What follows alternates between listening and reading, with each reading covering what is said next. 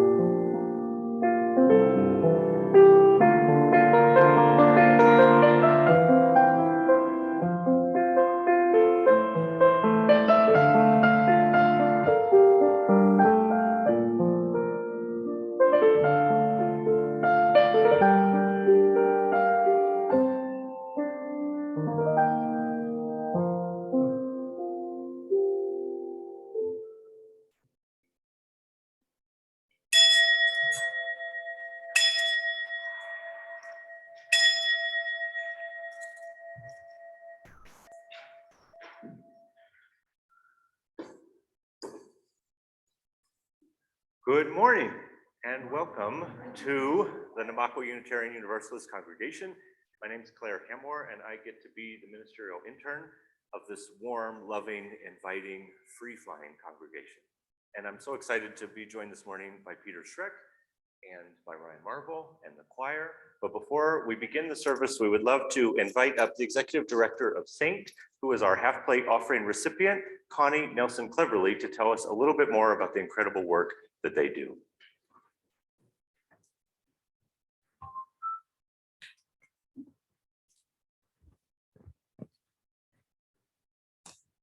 Good morning.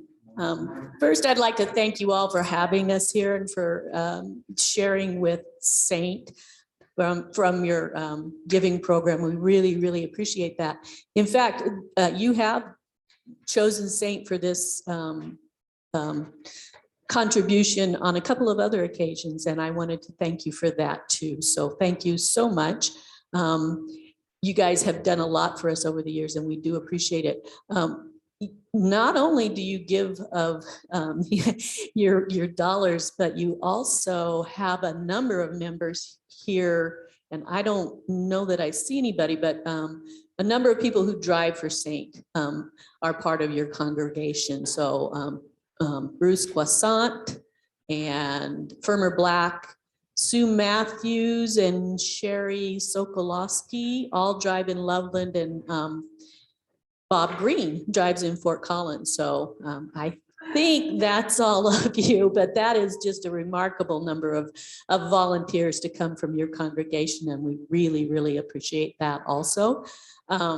And I do believe that some of your congregation also rides with Saint, and we're certainly happy to be able to help with transportation needs of any of your members. So let me see if I can remember what I was going to say then. Oh, and Sally, of course, Sally Henry is our absolutely fantastic, marvelous, wonderful Loveland scheduler. So we are really happy to have her with us. So I know that you all understand the importance of service. You know that simple acts of kindness make a difference in the world.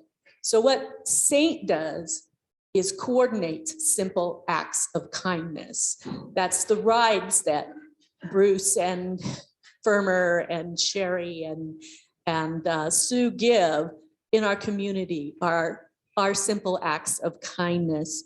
And every one of those rides they give makes a difference So how do we do that? We harness the power of volunteers to give door-to-door transportation to older adults, that's people 60 and older, and younger adults who cannot drive because of disability. So we're taking people out in Loveland and Fort Collins, just anywhere they need to go. So they're going to the doctor, and they're going to the senior center and the grocery store and the hairdresser. And every one of those rides makes a difference. But really, our drivers are giving more than rides. So if Joe can't get to the grocery store to stock his pantry, how is he going to be able to stay in his home? If he can't get to the doctors to take care of that nasty cold he caught, how is he going to stay healthy? Let me see, what else was Joe up to? If he can't get to the senior center for an exercise class or to play cards with his friends, how is he going to stay healthy and independent and have a reasonable quality of life? All of those activities and many, many more depend on reliable transportation, and that's what SAINT provides.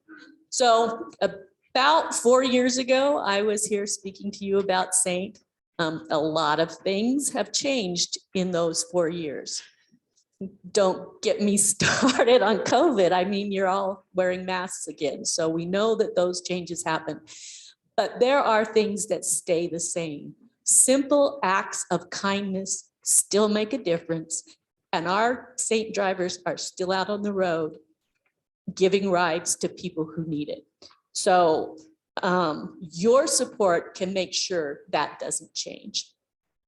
And so now SAINT is such a lovely, simple, straightforward program that I don't have to take a lot of your time to explain it, but I would love to answer questions if you have any.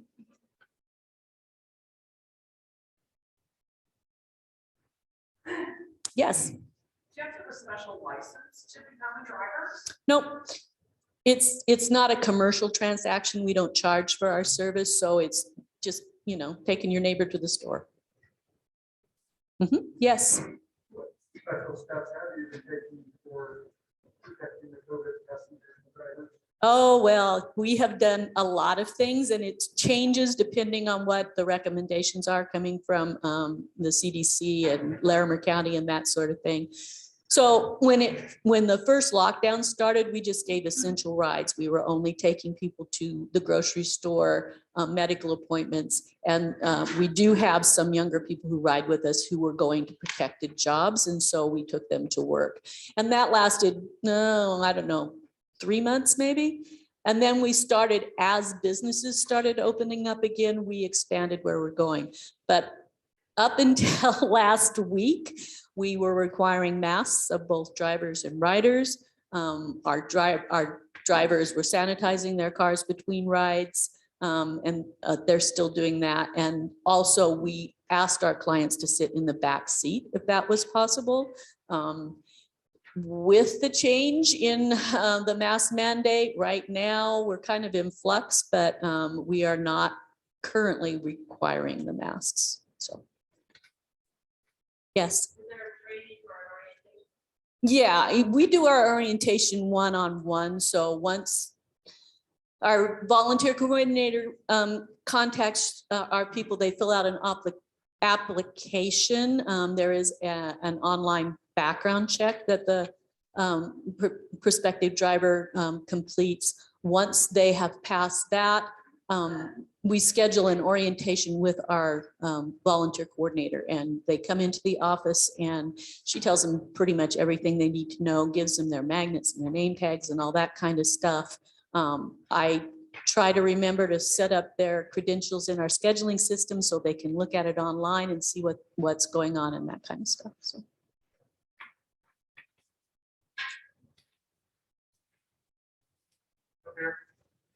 Oh, yes. Is there company cars that they use, or is it all private vehicles? It's all private vehicles. Our volunteers all drive their own cars. So, yeah. We make sure they're insured and they're licensed and registered and all that kind of stuff. So. Yes. It sounds like a lot of the rides are daytime, but do you have volunteers who can do whatever you do? Unfortunately, no. We are strictly business hours, Monday through Friday. We start driving at 8:15 in the morning and stop at 4 o'clock in the afternoon. So yeah, we're kind of a retired person volunteer gig. Yes. How does somebody contact you if they need to? You just need to call, and I did leave brochures on the table in the back, and also business cards, my business card and our volunteer coordinator's business card. So yeah, we do all of our scheduling over the phone. I will say that since the pandemic started, one of the things we did was our schedulers started working from home. And so they're still working from home 4 days a week. So you are going to get voicemail when you call our office and try to reach one of the schedulers, but they are very, very good about tracking that, making sure they're calling people back as soon as they can. Can we give Connie a round of applause saying thank you for being here? Thanks again.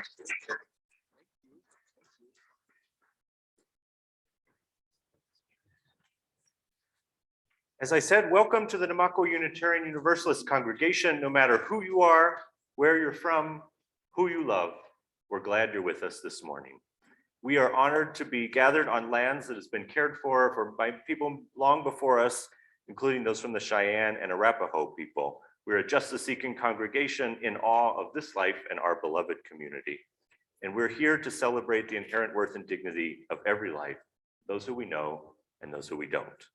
If you're joining us for the first time today, can you give a wave and maybe shout out your name? We'd love to give you a welcome. Can we hear from a couple folks? Hey, Matthew. Can we give Matthew a round of applause? Thank you for being here. Back here. Charlotte, can we give a little round of applause?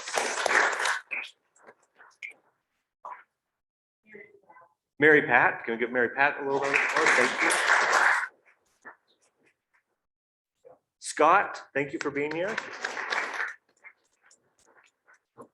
Great. Thank you for everyone who is here. Thank you for everyone who's joining us on Zoom.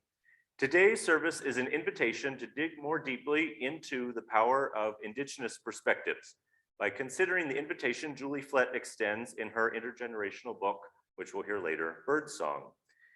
Flett's book is a way of thinking more deeply into diversity and the perspectives we must consider within our liberal religious tradition.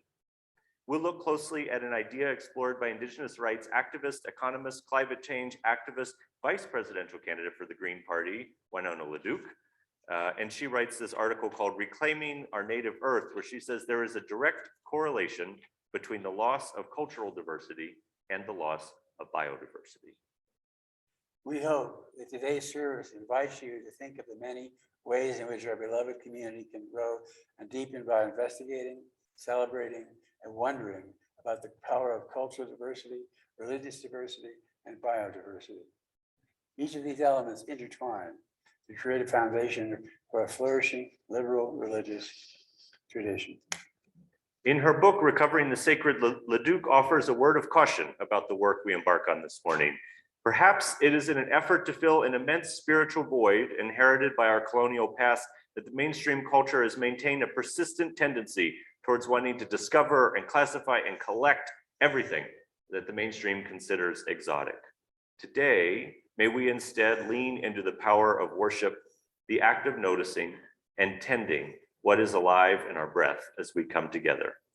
May this hour be of care and curiosity and humility as we center and celebrate the perspectives within and beyond our beloved community. May it be so.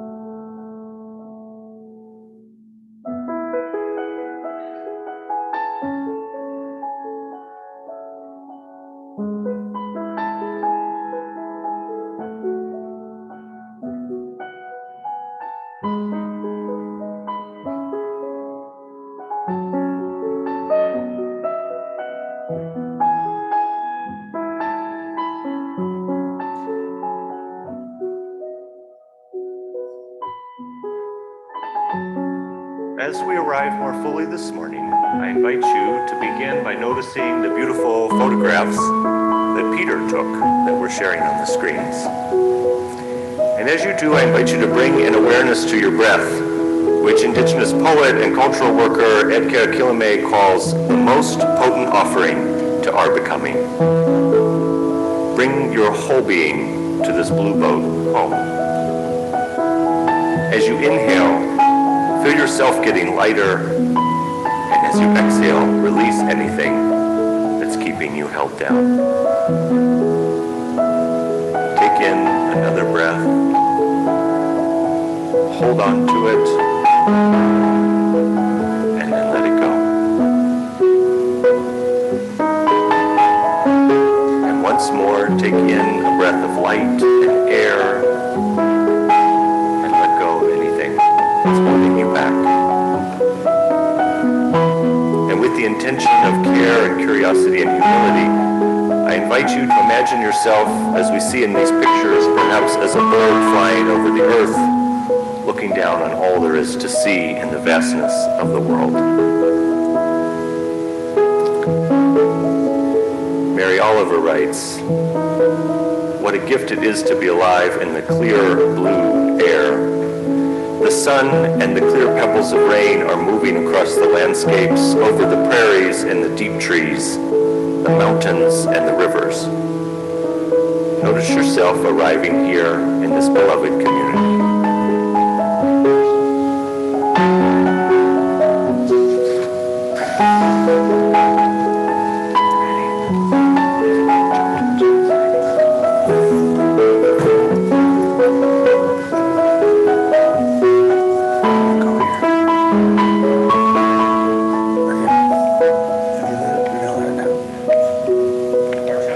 Today comes from the words of Kinsley Houston, a Dine poet and performer. We inherit every gathering pool of blessing, formed by our careful hands. Each monsoon, a heartbeat turquoise vein. The sound of utter water brimmed with mosses, here laps the quiet tide of love. Come, let us worship together. Morning. So. Good morning. There we go. So as the choir comes up, I invite you to grab your teal hymnal, which is next to you, and turn to 1074. Turn the World Around. This is a hymn that I refer to as a page turner, which isn't the best as far as hymns go, right? Because page turner in novels is great because you just keep reading and reading, but there's a lot of repeats in this one. It goes back and forth. That's okay. The choir will help us. We bounce a lot of repeats, but what we'd like you to do is just move with us a little bit, Harry Belafonte style. Just enjoy it. Turn the world around.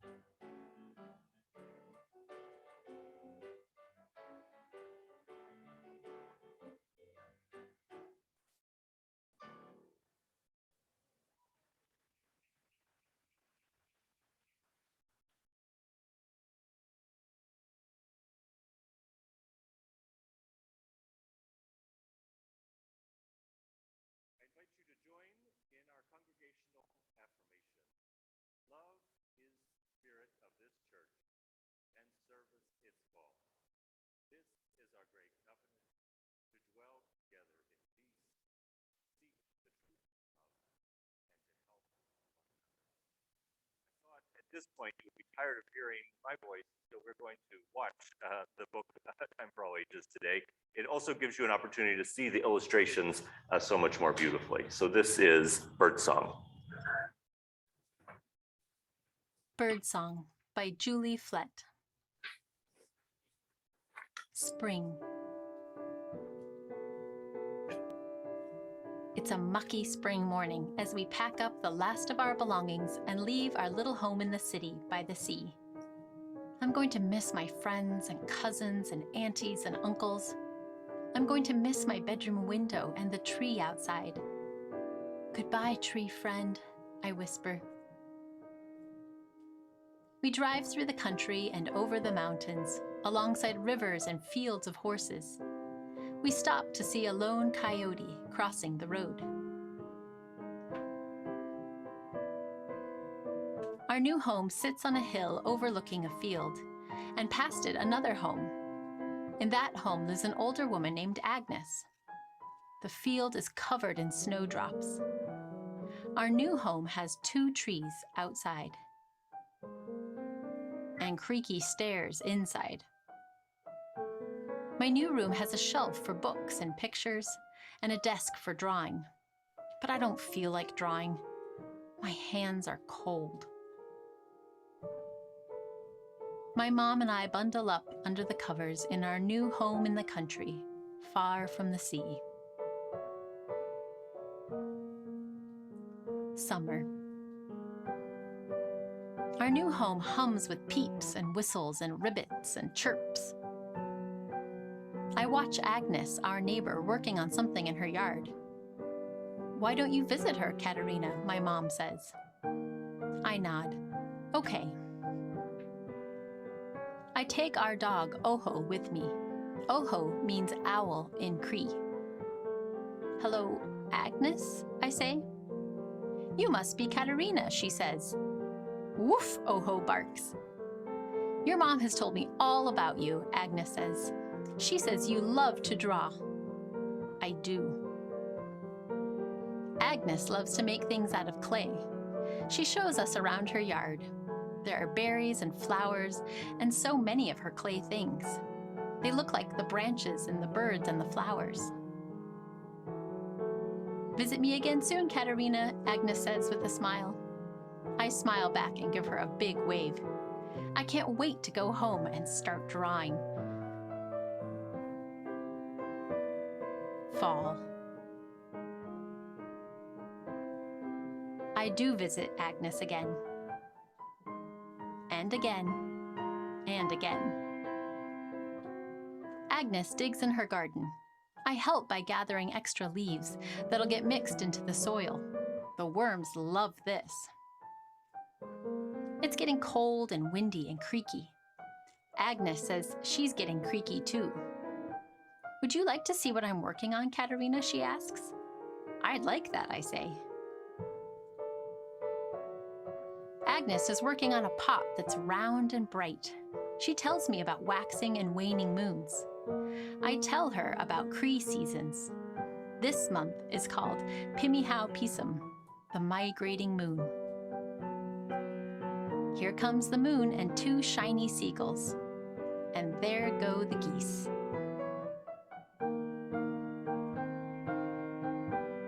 Winter. It's Oho's first snow. We toboggan until my snowsuit is soggy, and Oho is covered in tiny snowballs. After, we warm up with Mom by the fire, and then help her finish making salmon stew to share with Agnes. Agnes hasn't been out as much, and needs a little help over the winter. She likes the salmon stew. Her daughter, who has come to stay for a while, likes it too. Agnes sends me home with a cup full of bulbs, snowdrop bulbs to plant in the field next autumn. They look like tiny moons. They give me more ideas for pictures. My fingers itch in my mittens. Spring. Agnes has grown weaker over the winter.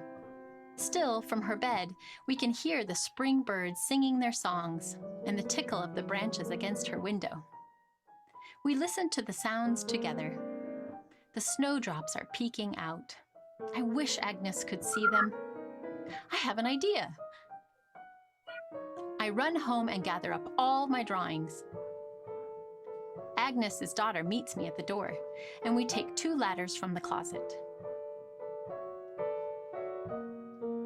When we're done, Agnes says it's like a poem for her heart. Then I sit with Agnes and talk about making things, mucky things, and things with string and song and paper and words. And then we sit quietly together on Agnes's bed until it's time to say goodbye. I leave with an ache in my heart, but I'm so glad to know my friend Agnes. Hello, Mom. Hello, Oho. Hello, home with 2 trees and creaky stairs. Later that night, I Yiki Pisum, the frog moon, is full. My mom and I bundle up together in our home. My hands feel warm, and the covers feel soft. And I think of my friend until I fall asleep. The end.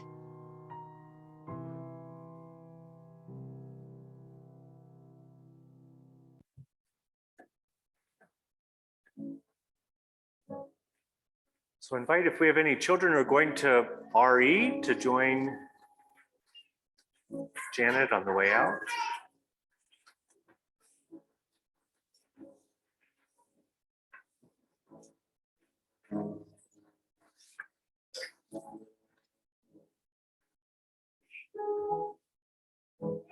This is an excerpt from the poem, The Archive of Our Relation, which I quoted a little bit of before by Edgar Killamay. You see, more than hope, we hold a deep knowing. All creation moves in a circle that is at once dead and reborn. The breaking of the seed, a violence necessary.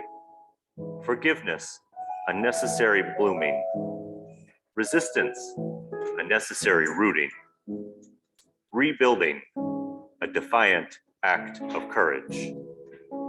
Letting go, a radical act of love. Now is the time where we're able to hold each other in deep knowing and in hope and forgiveness and the radical act of love. Now is the time to share our community's joys and sorrows. And upon hearing each person's response, I invite us to respond together by saying, we hear you, and we hold you, and we care for you. So I'll read folks' responses on Zoom if you have any. But in the meantime, is anyone here? We can begin with by celebrating a birthday or an anniversary. Yeah, I always do that. That's good, do it. Take us into it. Can I give you the microphone? So yesterday, Katie and I got to go over to my parents' house and celebrate her birthday. I'm not going to tell you how old she is because that's rude, but we got to give her gifts and we got to cook for her and just spend some time with the family. And it's really wonderful that Katie joins me for such things. Thank you for sharing. Let's say we hear you, we hold you, and we care for you. Thank you. Other folks this morning? So Friday was Earth Day. And it's also my brother's birthday. And Earth Day was founded after he was born. So he said he's older than dirt. He says it every day. Excuse me. Anyway, this week was a formidable ending and beginning. I went to a memorial service for the mom of a good friend of mine, and I celebrated my brother's birthday. So Shazam. So Mim, in your joy and your sorrow, We hear you, and we hold you, and we care for you. Thank you.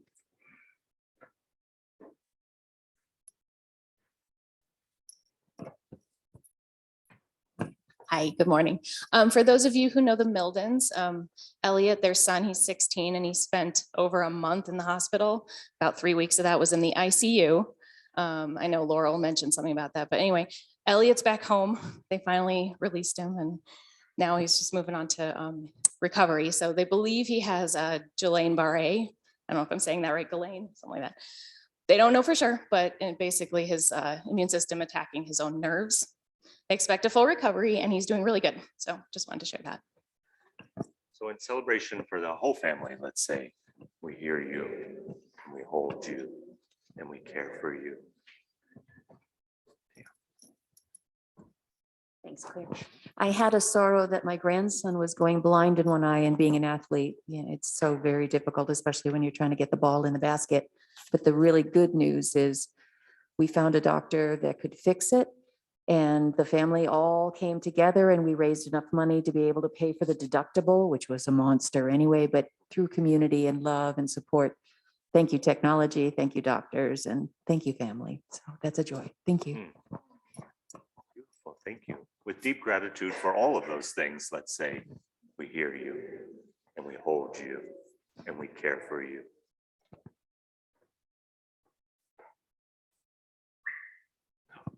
Pete. Just wanted to report that our family got a big bullet this weekend. We went up Saturday and found, we were gonna announce to Kenny, our great grandfather, the fact that he has a new grandson on the way, great grandson. Anyway, we got there and there were fire trucks all over the place, and evidently there was a tree that fell off a power line and started a fire on family property up there. And it was right when all that wind was blowing. So anyway, they showed up with 7 fire trucks, put out the fire, but Kenny was sitting there with no lights, no phone, garage doors were, so he was in a real dire situation there. Thank God he came through it without any problems. So we dodged the bullet and we're very, very thankful for that. So for his safety, we're grateful, and for the celebration and your family, let's all say, we hear you, and we hold you, and we care for you. Thank you.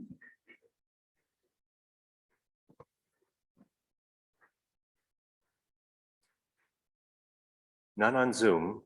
Anyone else today? So for all the joys and sorrows that are deep in our hearts, for all those outside of our walls, and for all the life we have yet to live, let's say one more time, we hear you, and we hold you, and we care for you.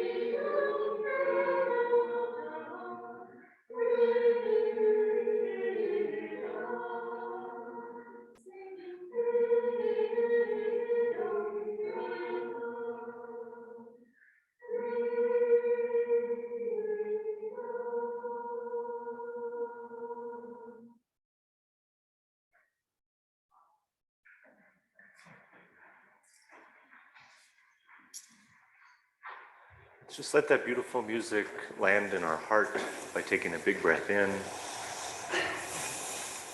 looking at the choir with gratitude, and letting go.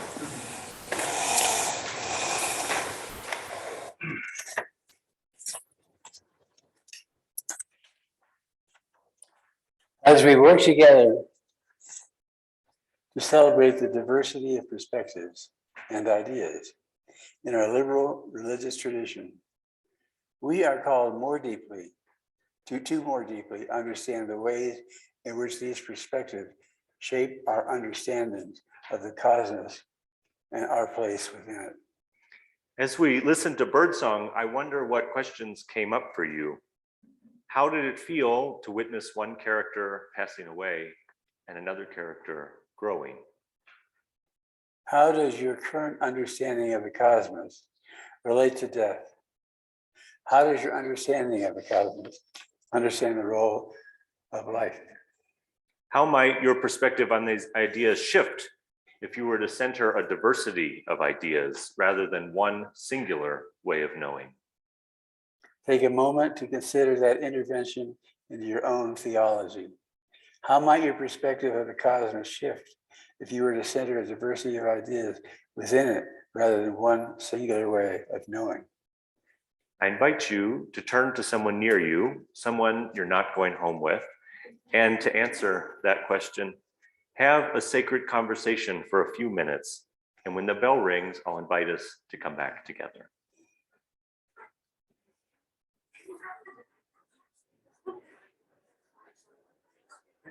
I think maybe because of time. I think because of time.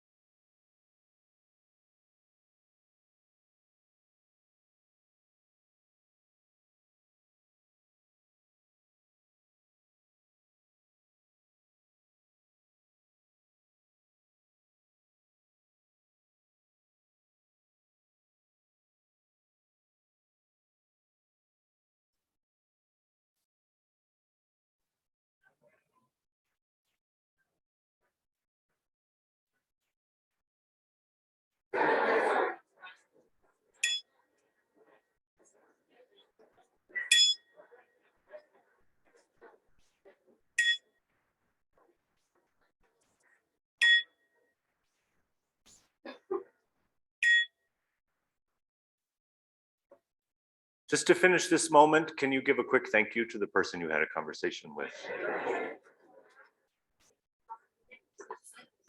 It is now time to give and to receive our offering. As we heard at the beginning, our half plate recipient this quarter is going to Saint to support the incredible work they do. Please give generously.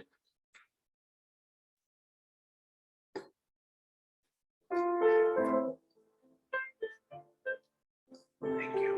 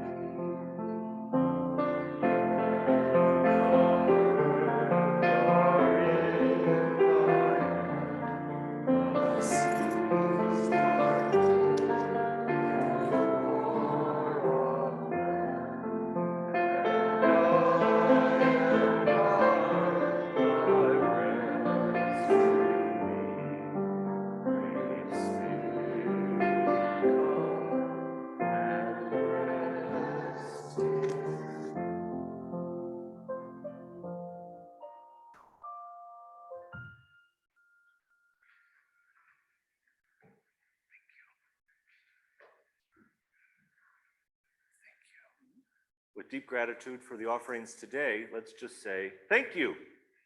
Thank you.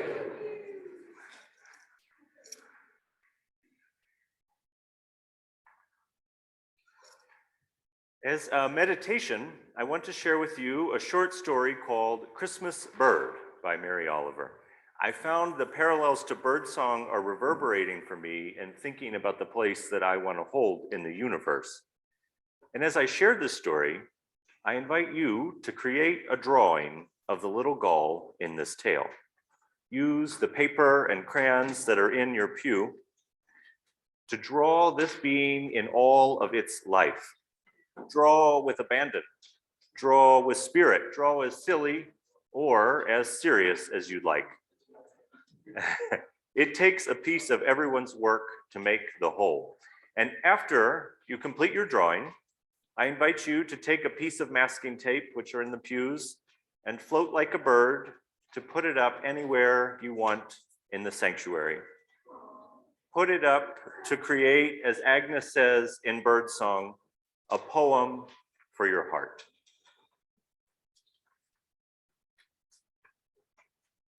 On a December morning many years ago, I brought a young injured black-backed gull home from the beach. It was in fact Christmas morning, as well as bitter cold, which account for my act.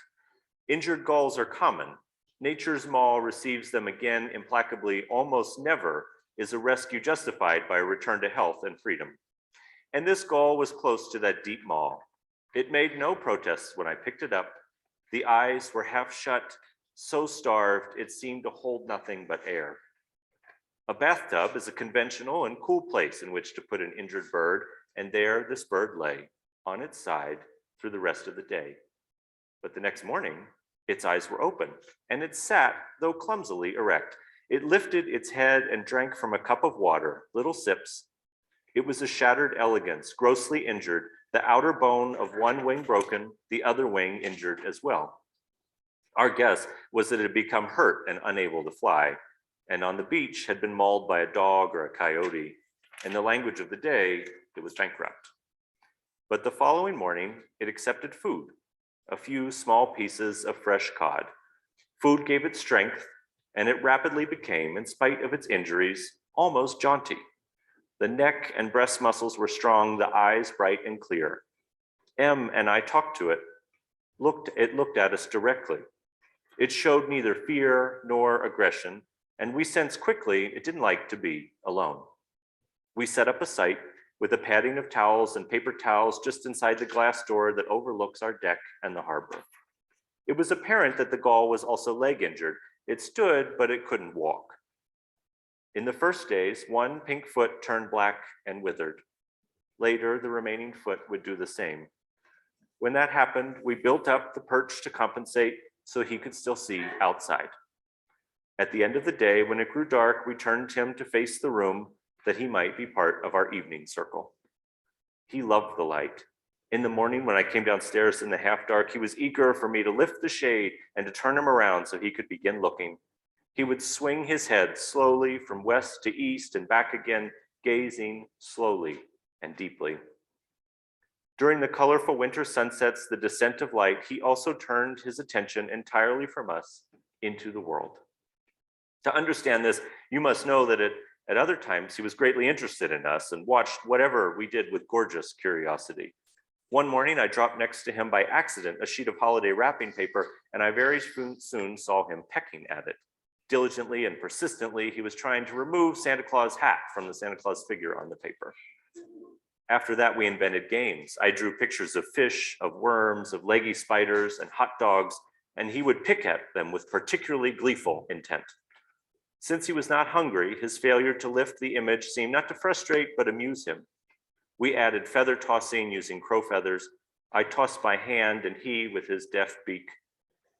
Within reach of his bowl of sand and another of water, we began more nonsense. I would fling water with my finger, and he would follow that with his spirited beak, dashing the water from the bowl, making it fly in all directions. His eyes sparkled. We gave him a stuffed toy, a lion, as it happened, and he would peck at the lion's red nose very gently and lean against it while he slept. And we had other moments of exhilaration and fun. Every morning we filled the bathtub and he took a boisterous bath, dipping his speckled head, beating the water as well as he could, his shoulders shaking, his wings partially opening. And then on an island of towels in the morning sun, he would slowly and assiduously groom himself. On a few windless days, he sat on the deck outside, a place safe from trouble and full of brightness. When we carried him, he would croak with excitement. But no matter how hard I try to tell his story, it's not like it was. He was a small but elegant life, courteous and patient, responsive, and very injured. And there is the certainty about muscles, they need to be exercised. And this was an enterprise in which he could no longer, to any useful extent, engage. At the same time, he was gaining in attentiveness and eating more than sufficiently. He was growing weaker. The wing wound had dried, but the second foot begun to wither. He shook his shoulders less and less during the bath. His neck was still strong, the head lightly uplifted and arched, quick and nimble. He was no less ready to play, but always a little weaker. And so he was an impossible place. And we were more than in a difficult place. How do I say it? We grew fond. We grew into that perilous place. We grew fond. We tried to kill him with sleeping pills, but he only slept for a long time, many hours, and then woke up with his usual brightness. We decided nature knows best and carried him back to the water and let him go drifting, but he sank. So we waded out, got a hold of him, all of us dripping wet, brought him back inside. January passed, and as we entered February, he ate voraciously, made 100 messes on well-placed paper towels or somewhere near them. By that time, he knew the routines of the day and expressed vigorous excitement toward the satisfaction of his anticipation. We had a storm from the southeast, and I found along the shore a feast of soft-shelled clams. He ate until his eyes filled with sleep. The broken part of the wing hung now by a single tendon, and we clipped it away. One withered foot literally fell from him, along with the first section of leg bone. So he was a one-winged, one-leg gull, but still patient and attentive. And he had visitors. He liked to have his head touched, his feathers ruffed a little and then smoothed. Sometimes a two-legged gull could do for himself. He would sport with his water ball. He would open his great beak for a feather and fling it across the floor. He liked applause. Was he in pain? Our own doctor came to see him and didn't think so. Did we do the right or wrong thing to lengthen his days? Even now, we don't know. Sometimes he was restless, and then I would take him with me into the room where I would write and play music, Schubert, Mahler, Brahms. Soon he'd become quiet and, dipping his head, would retire into the private chamber of himself. But the rough and tumble work of dying was going on, even in that quiet body. The middle of February passed. When I picked him up, the muscles along his breast were so thin, I feared for the tender skin lying across the crest of the bone. And still, the eyes were the spices of amusement. He was, of course, a piece of the sky. His eyes said so. This is not fact. This is the other part of knowing something. When there is no proof, but neither is there any way toward disbelief.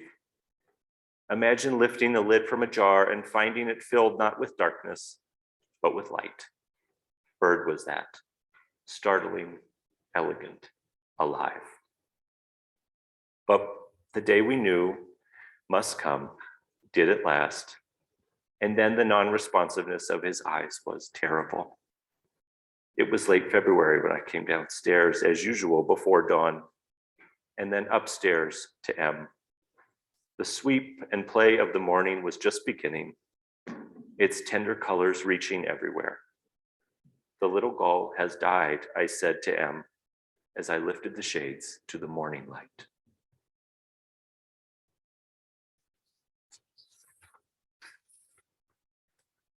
Holding that story, holding your drawings. Let's take a big breath in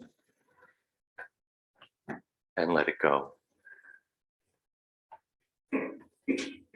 And I invite you to rise in body or spirit to sing with us, number 1064, Blue Boat Home. And as we do, please bring your little gulls and put them up anywhere in the sanctuary.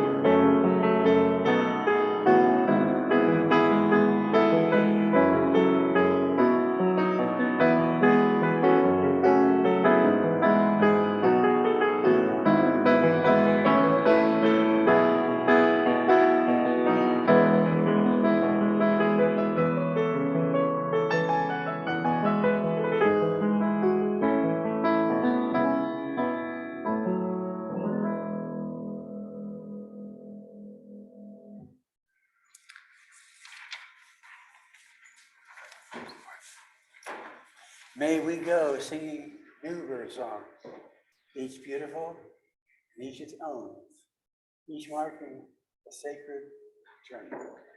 May they be harsh and exciting, over and over announcing your place in the family of things. May our songs be a breath, the most potent offering to our becoming. May we all grow fond of the diversity of this life brings us. May it be so. Thank you all for a beautiful service this morning. Thank you, Ryan. Thank you to the choir. Thank you for your drawings. I invite you to take a peek at these gulls on your way out. There are many announcements online. If you'd like to join the listserv, please talk to Janet right in the back on your way out. Have a beautiful week.